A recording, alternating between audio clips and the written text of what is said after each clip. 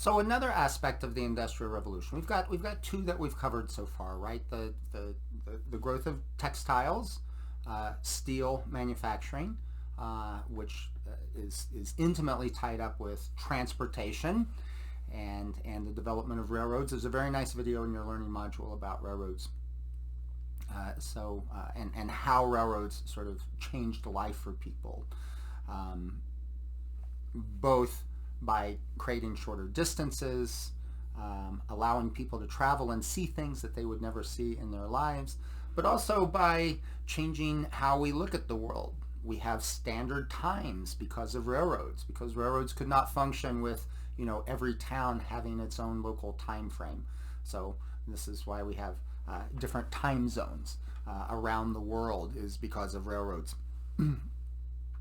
It also created, it gave the opportunity for middle class people to go on vacations, and it created all of these vacation spots from Atlantic City to Myrtle Beach to Disney World and Disneyland and all the Disneyisms everywhere, to going to spring break. All of this is from the railroads. Allowed this concept of taking a vacation and taking a break to emerge. And of course, being able to take a vacation was not something that a farmer would ever have access to. So the fact that we can conceive of a time away from work is really the product of industrialization. So we've got railroads, we've got cheap textiles. What else do we need?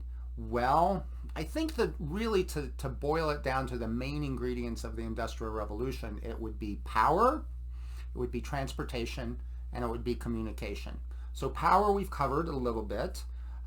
The first, water was a primary source of power, and then coal in the form of steam becomes a secondary source of power. Of course, it's another couple of generations before electricity becomes a major source of power, but we're going to see that, of course, that's essential. Steam is eventually replaced by the internal combustion engine in the mid to late 19th century. Internal combustion engines become possible. First the diesel engine and then the gasoline powered engine. But then the third element is communication. So early experiments in electricity showed the possibility of transmitting power across electrical lines or wires, and experiments by scientists like Michael Faraday showed that that you could not only transmit electricity, but electricity had these properties that allowed it to be used for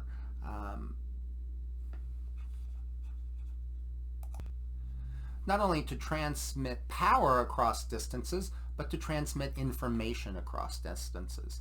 So one of the earliest and most significant electrical devices developed was the telegraph.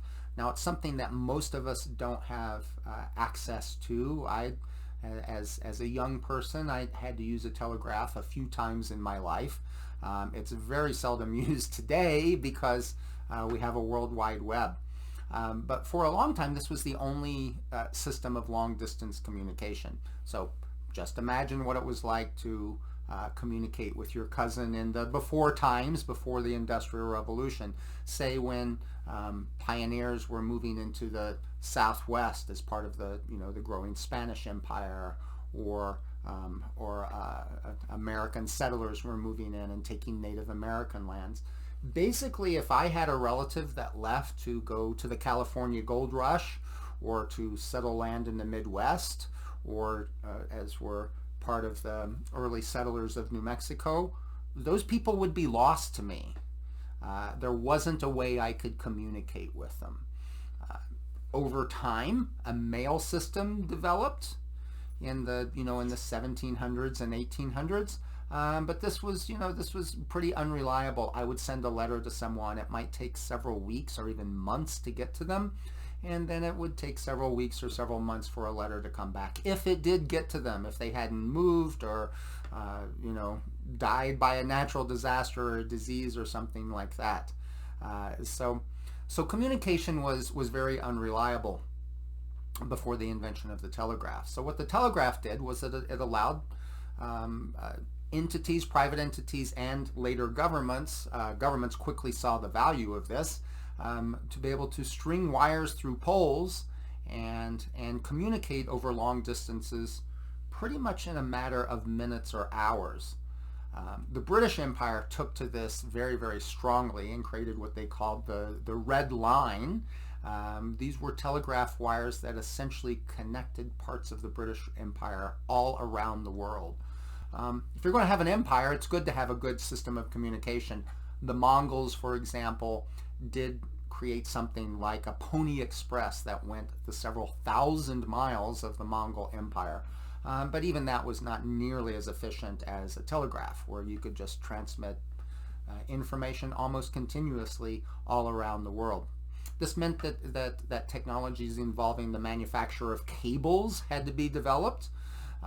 Cables were laid across the Atlantic Ocean, across parts of the Pacific Ocean, to connect different parts of the British Empire. This also meant that I could communicate with people directly too. Telegraphy was not just something run by governments, but it was something that was a business. So I could go into a telegraph office literally for a fairly small amount of money. I could send a telegraph, hey, I have a new child, or flood wiped out my farm, I'm moving back to New Mexico. So I could pass along essential information, or the Mongols are invading my territory, I guess I'm part of their empire now. So this is important politically. This also changed how news was transmitted. News organizations quickly rose that would transmit stories using telegraphy from one part of the country to another.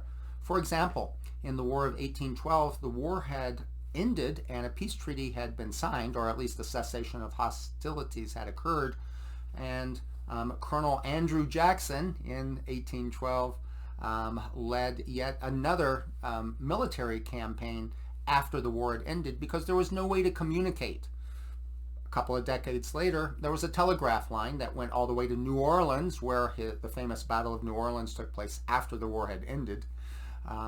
So this was important for political concerns. This was important for news. So our ability to get news, as we feel now, on an almost instant basis did not exist before the telegraph.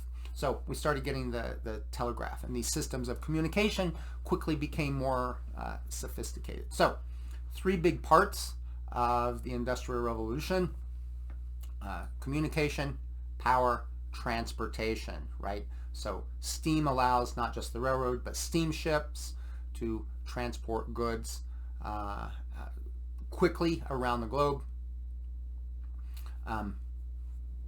Power, different power sources. First, water power, which is used in factories, which of course have to be near water sources, but it's quickly replaced by steam, and then eventually by electrical and internal combustion power, and communication. These are the 3 key elements of the Industrial Revolution. Various changes to all 3 of those occur from the early 1800s to the 21st century. Now we have transportation by using jet engines. We have transportation by electric cars and electric vehicles and electric trains.